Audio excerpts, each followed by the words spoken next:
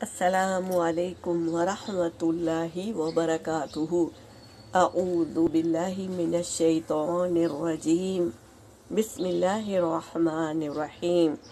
حدیث پاک کا مفہوم ہے، رسول صلی اللہ علیہ وسلم نے فرمایا کہ پل صراط جہنم کے دو کناروں پر رکھا جائے گا، جہنم کے دو کناروں پر رکھا جائے گا، اس پر سعدان کے کانٹوں کی طرح کانٹے ہوں گے، پھر لوگ اس پر سے گزرنا شروع کریں گے تو بعض لوگ صحیح سلامت گزریں گے، بعض لوگوں کے کچھ اعضاء کٹ کر جہنم میں گر پڑیں گے، پھر نجات پائیں گے، بعض لوگ اسی پر اٹکے رہیں گے اور بعض اوندے منہ جہنم میں گریں گے۔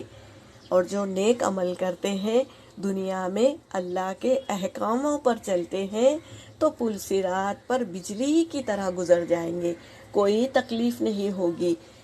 پل صراط کا راستہ کہتے ہیں چھری سے تیز اور تلوار کی دھار سے باریک، اس پر چلنا ہوگا، تو اللہ نیک عمل کرنے والوں کو اس راستے سے بجلی کی طرح گزار دیتے ہیں۔ تو ہمیں نیک اعمال کرنا ہے۔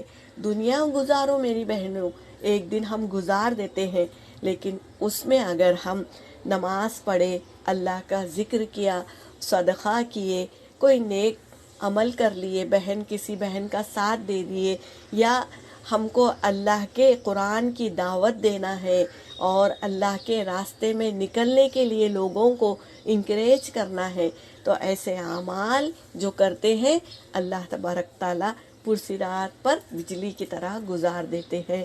اللہ ہمیں بھی بجلی کی طرح پرصراط کے راستے سے گزار دے، آمین یا رب العالمین۔